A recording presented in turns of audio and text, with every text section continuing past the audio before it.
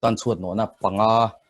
dustbin som le garbage bag packet som te central KTP office akan hlana central KTP secretary tualupa rawchung nunga le assistant coordinator tlangwal lalrin ngeta tekuta heng kan thil pek te kan hlana ni tin nei zanin a hian lom thu soina tur hi tam leing ka sia kan ban hem leing ka sia ama saberin hei Kaushan committee te chunga lom thu kan soima sadua zanina kan khom na hi Kolkata Mizo Presbyterian Kaushan media ani a an zoom app te mang hian tian in phal tak lein hong takin min mantir wangian Kaushan committee chunga asen lom thu kan soi buk soya tin Kaushan meichia te chunga lom thu kan soi le du boka hei kan branch din champa boinga na te minlom puina le du sakna lekha kan donga chunga tu kan soi takme ma tin Kaushan mi puite zawai chunga WhatsApp group a te le amimal ang tepon lom thu du sakna te kan dong na sa hle meng zawai chunga lom thu kan soya tin kan soi to angin KTP member ani lai mek te le alon to te zong zong in mi du sakna le in lom puina in zawai chunga branch ayo in tu kan soi ni ta se ting kan soi mai thei how lo tur zanina kan guest artist tur PNC zautan moi chunga tu kan soi tak meu mewa he ni hi hun chep tak kara chok chil deun kan han ngen ngol kan han til ta ni anin har sana mi lewin la andu ang zong zong te min than tira ani chunga polong tu kan soi tak meu meu ani chuan zanina hian ganing khom dan program te hi kan shacheu to in arinom thawa maro chakan pong chok vele shim shimanga zanina kan shoi tu hi tlangwal gideon lalming sanga branch leader ani a kan chan tu tur hi nula Angelina la shoi tlonge branch committee member ani nga tin zanina hian solo nula sirem ruat pui tlangwal kim daltan sanga te branch committee member te ne na tagin kan beisei do na tin kan thusil tu turi pastor sila chan hi makan bil tu pastor ani nga tin china kan soi tong khan ge sarti spin and see zautan moi ani nga so kan khom na te mal som na min train turin upasi zautan kuma kan Kaushan ayo beisei do na ni ang zong te khan puan thei ni ta se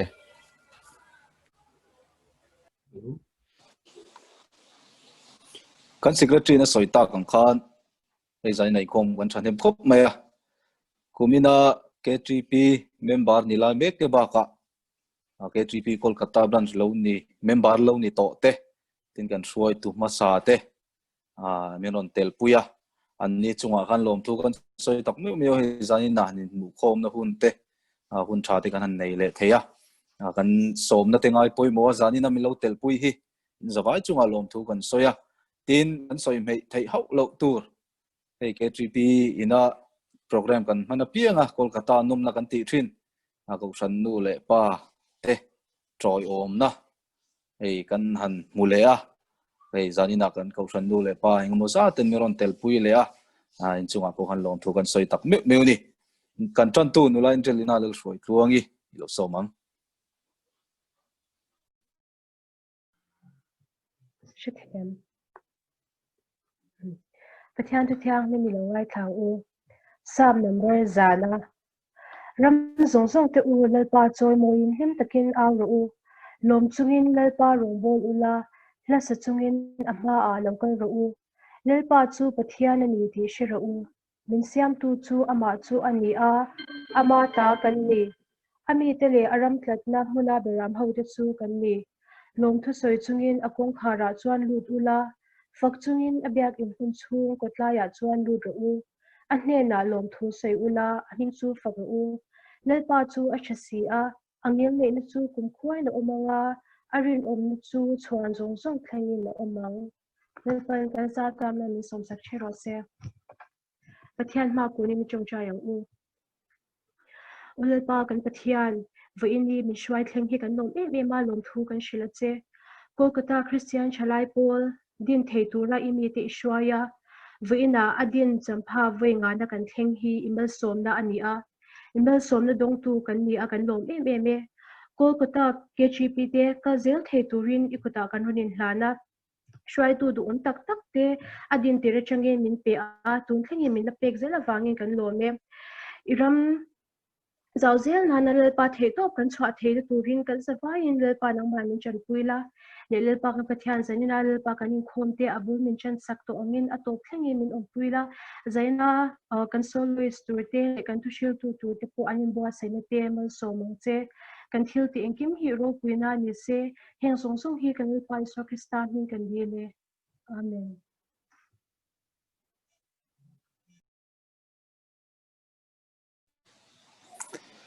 China kan secretary na soyeta kang khan pinancy zo than moi zaina miron telpui theya zai turi kan som do nanga alawin buat sai chungin ega han soibel kan du chu alawin buat sai sela pe ko sanin chung ko thar duom tak kan nei ai pinancy zo than moi a pasal pubia kan na tho na wangin tu na ya hi kolkata an fa te pani nen anon pem thara ekan som na tengai poi muin zanina miron zai sakngal theidona chungalom thu kan soi tak mi mewa kin azai lapakhat han support sela kan hun top lama lapakhat kan be sei lenga azai main adu zong ainga mo han soi du nei te chuna leng tura ngai la tuna pinancy zo than moi lo somang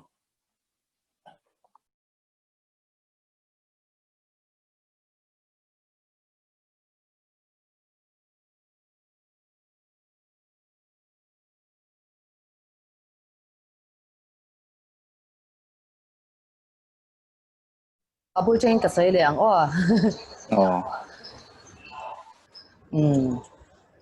ke ma kha ka mail kha ke lal biak chunga tia khan aron langanga chu karon sei masani seng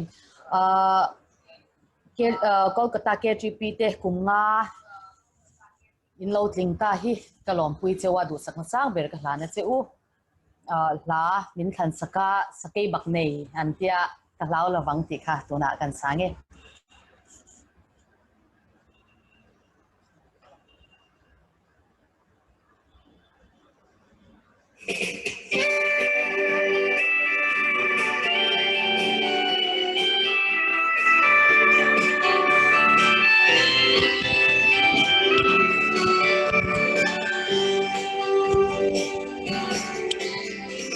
Sakay bak nay puka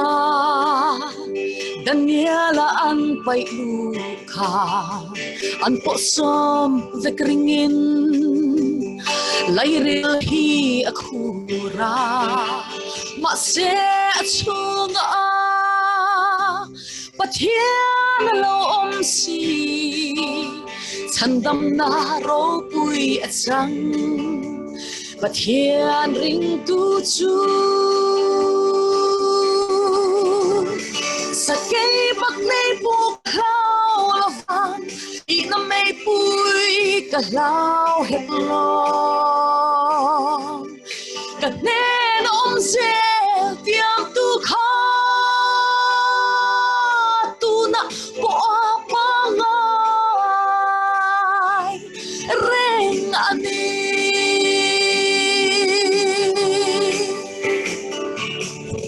Hebrait lang val hote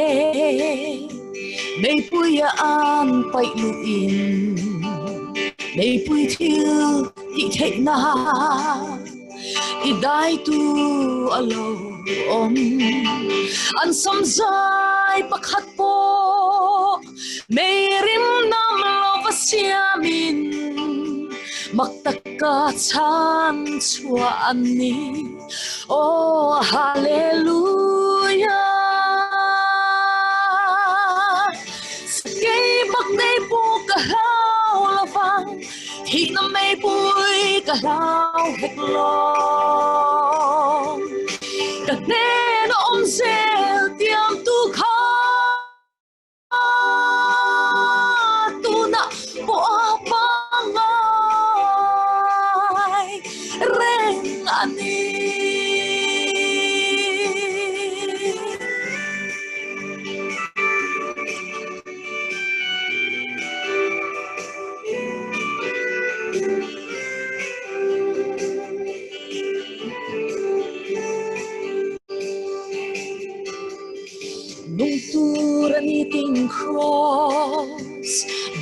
thi ngam vele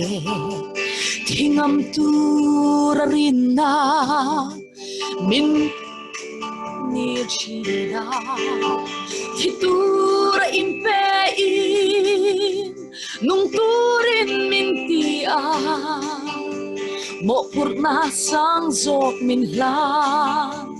alo ni reng si sa kay bak nay po kahlaw lavang hi na may puy kahlaw heklong kat nero om sen tiam tu kha tu na po apangay reng ani sa kay bak nay po kahlaw lavang thì năm nay vui cả lao hết lòng cả nên ôm rêu tiêm tu khó tu na bỏ băng ai reng ani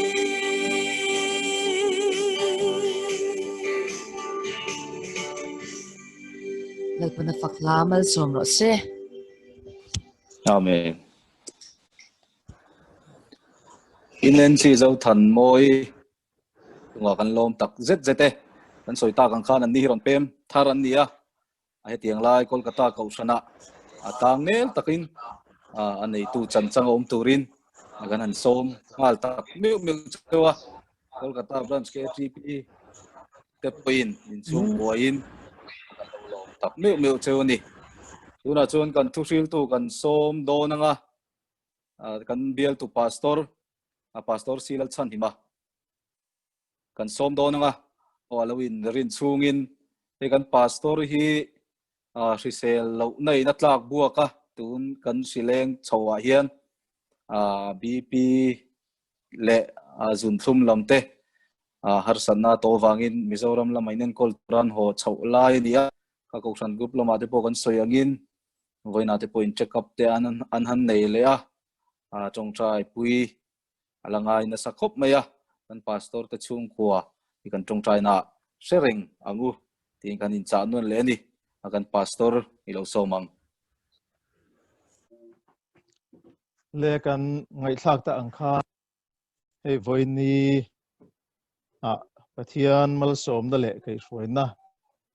ro pui tak mai dongin Christian Chalai Paul Kolkata branch chuan kumnga kan lo thing tareng moya voin adin champapha ka hian garong bol pi KTP member zong zong kan lalpa Isu Krista mingin chibai kabu chewa in zavain du sakna kahlan cheu ani hei Kolkata KTP hi kan thriat theu angin alodin chaudan te china kan secretary in asoi to mundanga Mizoram le munrang ranga KTP kan indin dan ang po indin po nilem lo ti maila hun har sa le khir takkara mi te soi chiat le dew so nakara hetiang anga kaushan thalai pol loading chuak hi kan ni voini adin champaphak voinga na kan thlen theina tura adin tir atanga voini thlenga thanem ngai takle rinom taka ruai tu kan KTP ruai tu zong zong tnena voini ya hian lom thu ka soidua rongbol na nung le chak tak chen fak tak thalai le ko shantana kan lan chu tir zel teina turin kan zavain voini ya hian in pek na tharle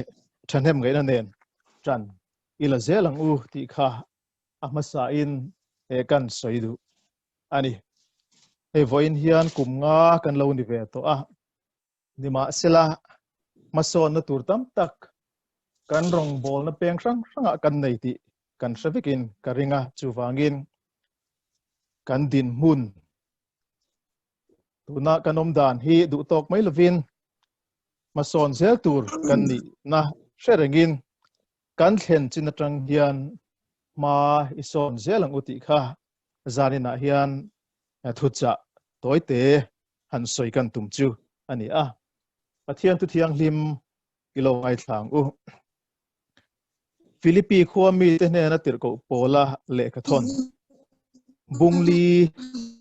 chang som le pania khan Philippi bungli chang som le pania muto reng inti kan nilwa fam kim to reng inti po kan ni heklo Krista mi man chan chu kaman theida lo moti in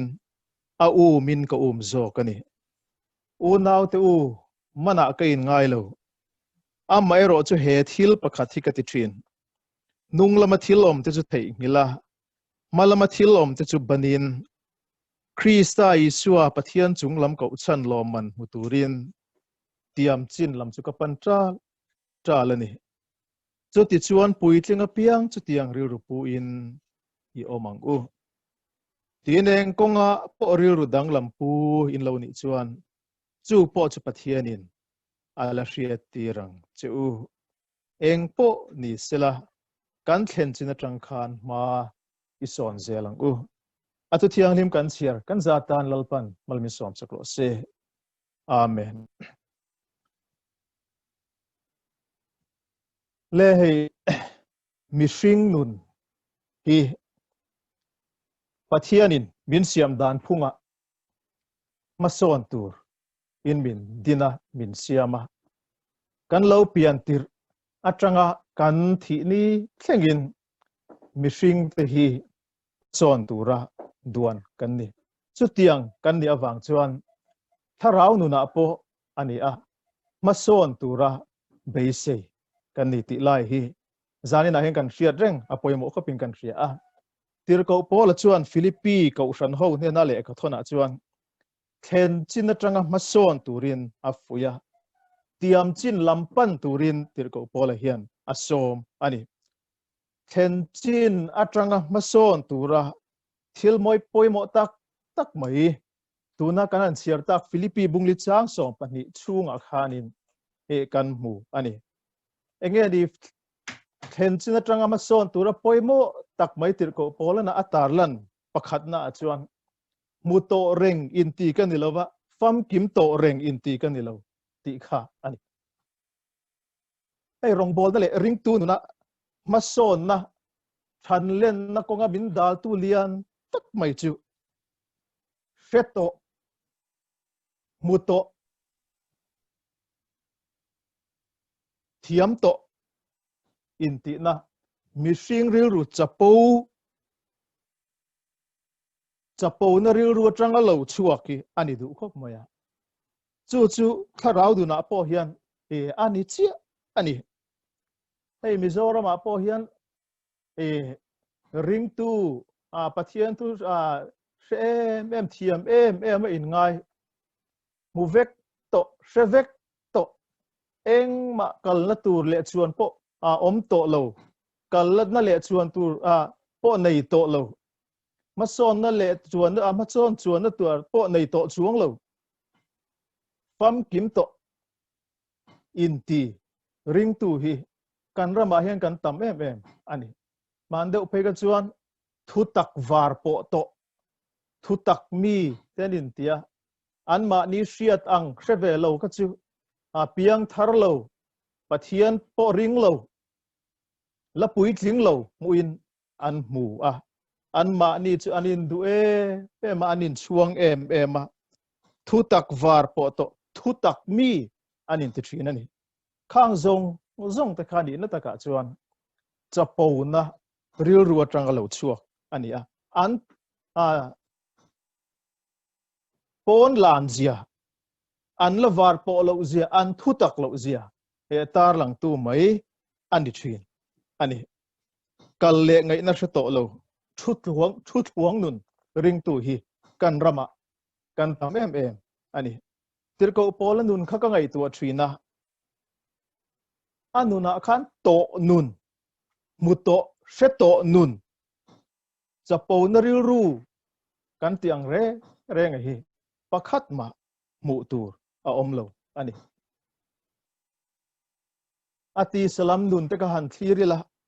tir ko pol nu na hian chuan tur atam mani kan shevek tiru romi ahun laya a khwale tuini na luber mai citizenship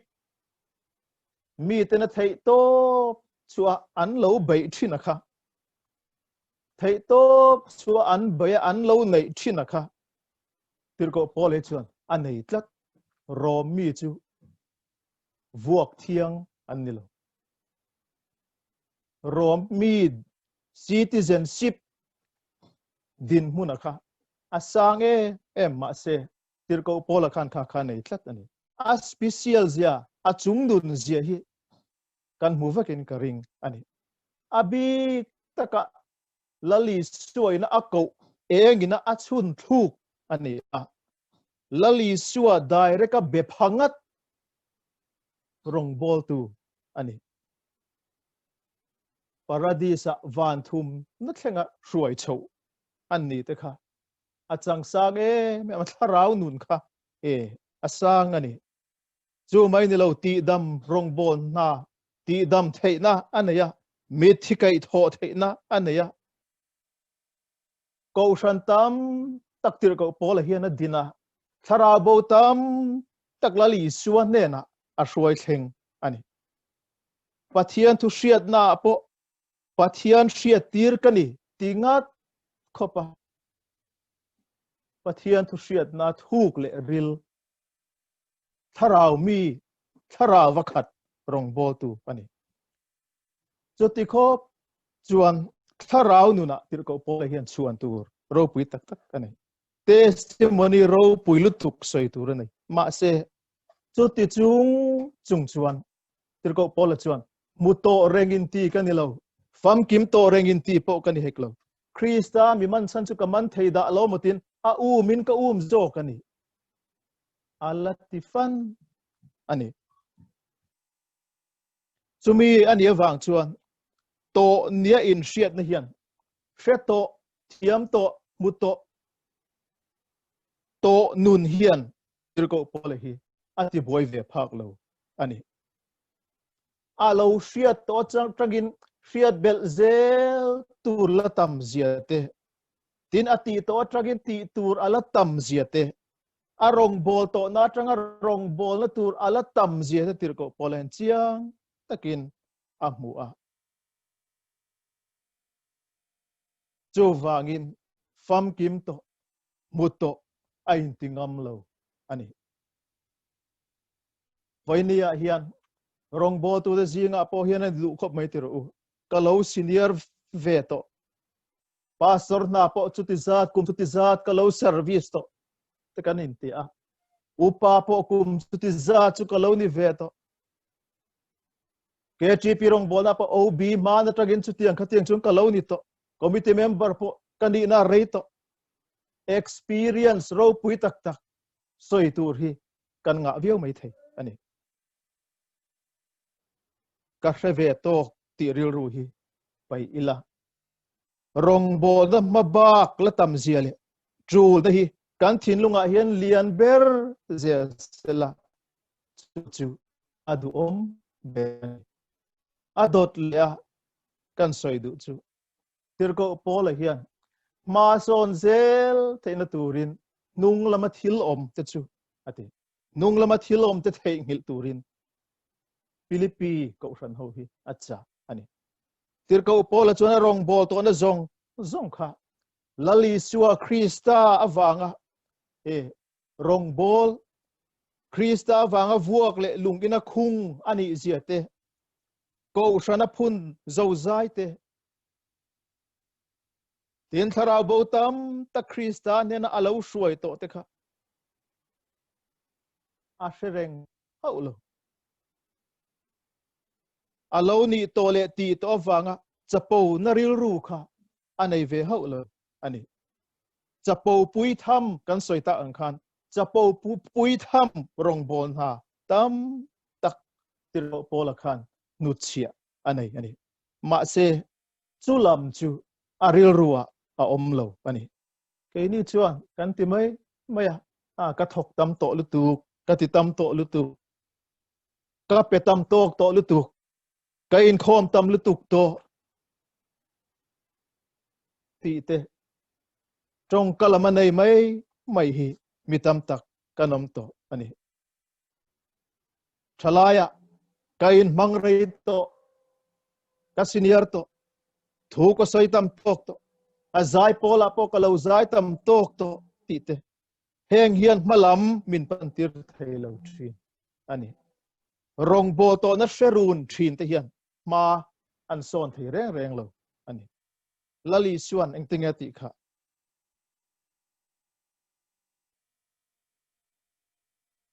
ti tur zong in ti zo nuwa po boy thanem lo kani tiang cheu ti in min fui ani chu wangin kan rong bol na hian ma na kalau ti to kalau ni to lam ain tu na zel tun din huna hian eng tin nge pathian le ko ran tan ka tang kai zel thayang eng tin nge ma ka son zel thayang ti hi kan nun min kai shoi tu ni zel sila apoi mo le ani o atop bera kan soi du chu malama thilom te chu banin tirko pol hian ati a malam pan zel turin mason zel turin kan malama nge ti tur ti hi kan ban tur ani kan zir chiang tur ni kan chiang tur ani tirko pol hian atana krista in pek na ro pui ziale nasat zia amu chiang em maya krista na tana ati sakle krista tana athil lo ti sak to lo ti ve to te an khai khina athil lo ti ve to te chu ne pati em maya chuan thama pola hian angai lo ani athil lo ti ve to zong te chu krista in pek na de na khai khin chuan engma lo mai ani zia amu chiang em maya a in sit ngoi zo ani ke ni chuan kan ni na le ti to te soi nuam kan ti fo thina ni china kan soi tak ang khan ko shana natlanga ka thok tam lutuk to kalauti na save to ti te thalai rong bol na kalawin mangve na sa to lutu kalau shetok to kalauti na sa to ti te zai po rong bol na po a kalauti na save to ma ni nun luile lauti to te kan sharuna ani le tu na khan engei din mun tin en zot taila then khat chuan tu na chuan engma kan hi to lo ti hi kan chan na ani mai thei ani heng hian malam min pan tir thei lo thin ani rong bol to na sherun thin shetlat mai chapo puitlat thin nun hi ma min son tir thei lo tu ani phone ni chira kan soita ang khan ti tur zong rong bol na po ti tur zong lia ngai kan ti zo vek to nu po in lali so chu den ting eti boy thanem lo kan ni tiang chu min lati fan ani em ati mai tur ani eng chunge ti le tur chuang ti tur zong kan ti zo to nu po boy thanem lo kan ni tiang chu minan ti lali suwa kan tana a in pek na sat zian na khai khin chuan helaya rong kan bol le kan thil ti ve hi chu chuan tham alo ni lo zile eng ma lo mai alo ni zia hei hian atar langin ka suthi ani chu vain kan phak tok le kan thei to ka malam pana pathian le ko ran ta na rong bola in pe mai tu kan ni ring tu thang lian tu chuan rong bol na hi athar zel a tran angai thin ani chu wagin rong bol na hian ti to om thei lova ni to om thei bok lo ani krista pathian chung lam ko chan lo man huturin kan mabak rong bol na a hian tran la savila Kolkata khopuya hian câu san râu bụi tắc chalai rong bol na đúng lệ chắc tắc alo din sủa đều thấy nan voi na chalai rong bol me tu tu lệ câu san rong bol tu zong te hiền kan khen chin atanga mason se turin chan ilang lalpan athu kan sei te kan zatan mal min som saklo se amen lekan chairman in min shruai chun zom le pa to silangin ange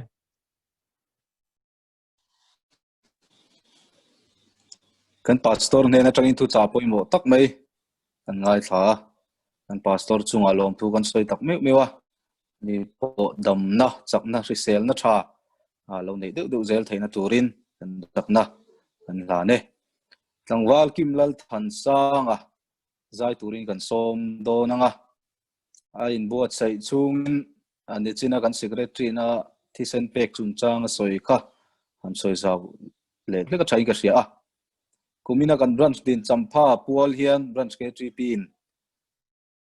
le Kolkata mamo tu te thana thlonin thisen pek ni se tin rela KTP mingin hei hi tamzo ki Mizoram lama kan omlai ani awangin kan bawro ngai chang chungin hunram chang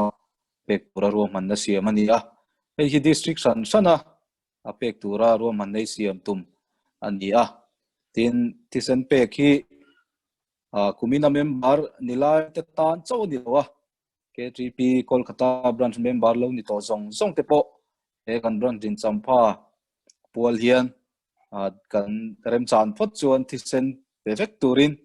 kan in so min kan ingen tak meu ni tlangwal kim lal than sanga pathian fakna hla sa turin lo soma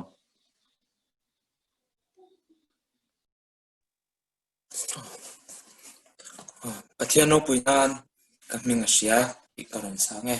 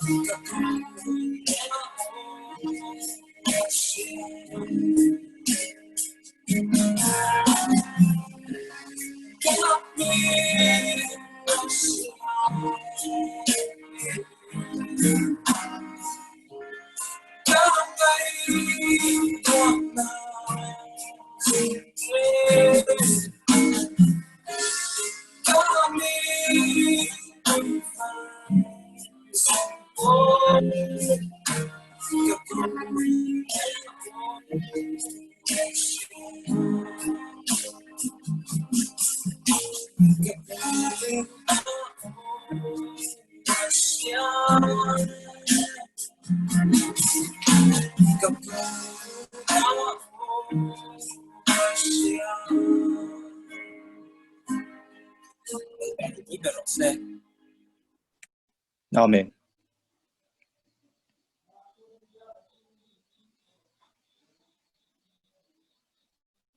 Tlangwal kima chunga lom thu kan soi tak meu ni ani kha tuna Kolkata branch KTP committee member ni lai ni a kan kausan me se suai tu te zingami atun naya doctorate degree nei thar primary doctor Mary thanpui ni ta achumi fapa chu ani thia kan tar lang pe sim ani hei hun kan langa riu me a kan program te pathian zara hi kal zung me a zai pakhat kan la neya hun om tura ngai la hei rai branch din champa lom hi member ni lai le member kal chuak to te nena a hu ho han lom hi thilwang tak turania Kolkata branch anga ngat pe chuan hei kan obi masa te kan chuai tu masa te member masa te ten a hu ho in kanan mang thea anuamin na limom hlein ka sia hei kan obi kal chuak to te poing mozatin min tel puya minin ni khat kan branch obi lo ni to te zinga minin ni khat embo thil han ti rik du am han soi du chim nei kan nom chuan hun tlem te in hong lok te ang engmo soi du nei kan nom chuan kan obi kal chuak to te zinga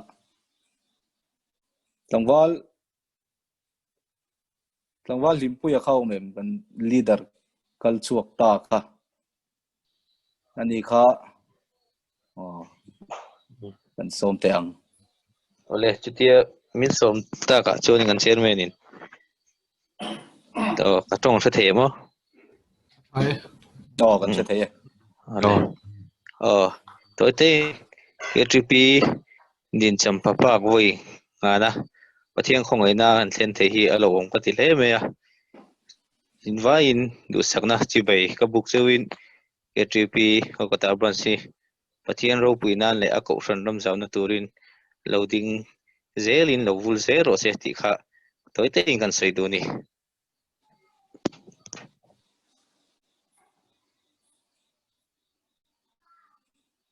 tlangwal limpui chu kan lo me pu jo nakha meron tel pui theya ani pokan leader kal chuak thonia engmo han sei ve do nei chuan han som ve leila pu jon zo than pui kha aum chuan kan sil ok lo na in lo me pu chairman im se the mo mai lo yer pon mang che lo kan se the lam Kolkata branch KTP in kumngalai mai kan lo thin ta hi alomom he maya kan rong bona te pathian in mala som thina kan tong trai te chang thina Kolkata branch KTP ni member lo ni te kha anuam maya lunglem thaka mi thain kan in fellowship na mun thin te te zo te thleng kha ni mi thain la mureng maya in khom le te cha toma in khom bana biakin opposite thing pu in khom le te po kha cha om khop maya Kolkata branch KTP te in kalje tura du sakna ka lan chewa tong trai na kan lo in kan in seton menga kan lo tong trai pu leng kinang cheu ti kha kan soi du ani e lo me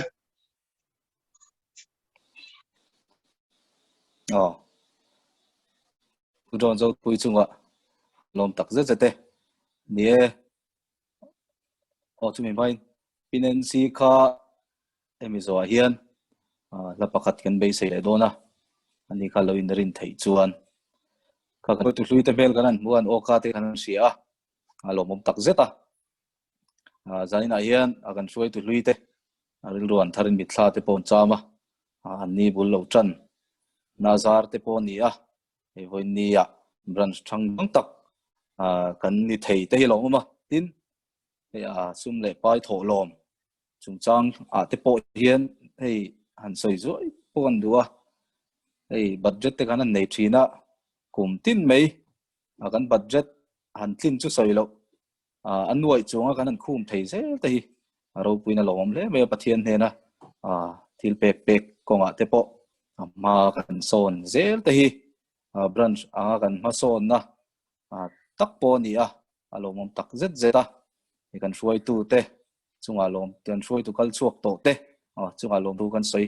tak me mewani pinansi zai turin lo soma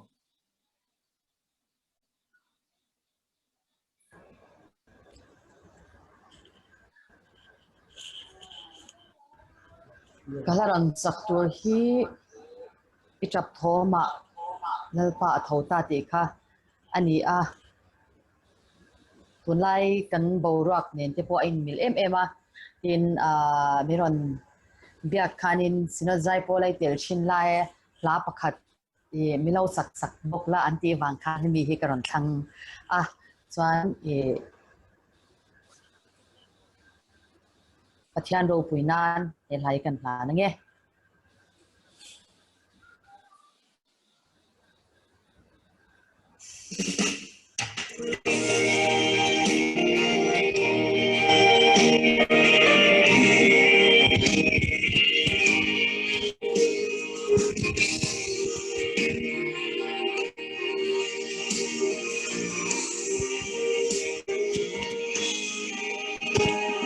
Zirtir te chulal iswane Rizukanin kamwangin an Tipui lau chuan aron nuaya Ani chulong chuan amusi Kan boral he idu emni Chan pui ngain kan rumasi An thoma iswa aron hai in rinna khonge di na sot san kwa chong trai it's not mong so bin irumo I out home swani lalpa akai tho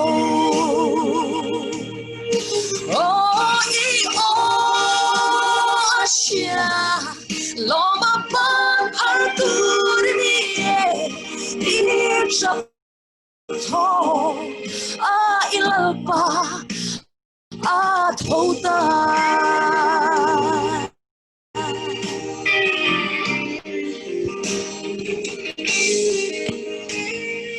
inarin lo lai alo thengin Tipuin anoi vel se Botamo Beidongin hangin oma Ilong su tuyin akat meka Tui puya suan pural It's handam tu chan pui na iava Bansan tehian imoi silo san kwa chong chai Itak na mang sa virumo out ho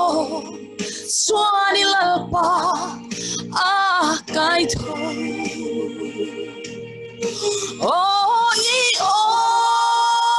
shia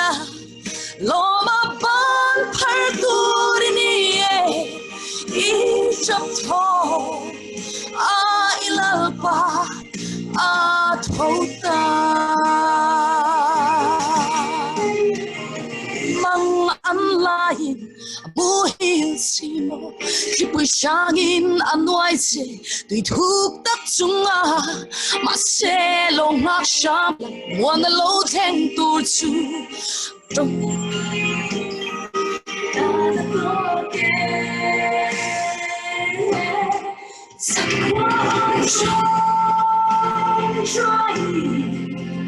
It's a damang sa finirumbo out home swani lapa kahit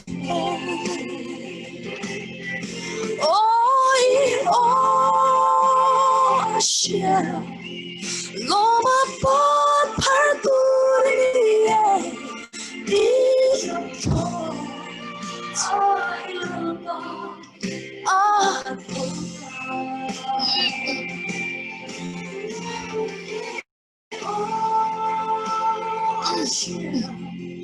Loma ban par turniye ijab tho a ilaba a thota ijab tho a ilaba a thota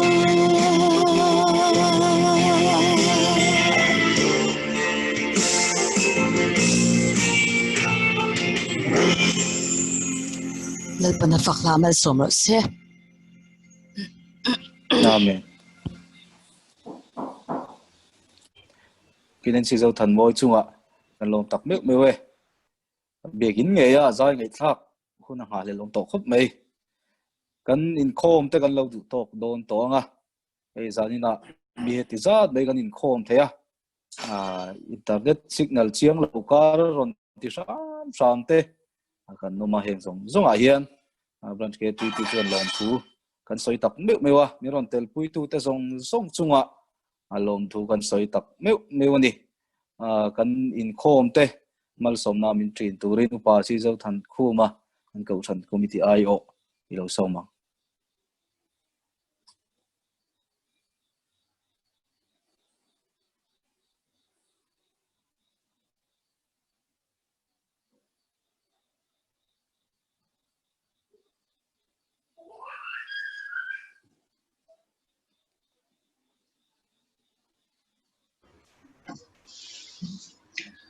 trong trại u na li su Krista không ai na te pathian kan pa vanami mang ai na te tara thiang him om pina tum tak te in zan ne na tu na le chatwanin lo om ring ro se amen amen alo bom le mai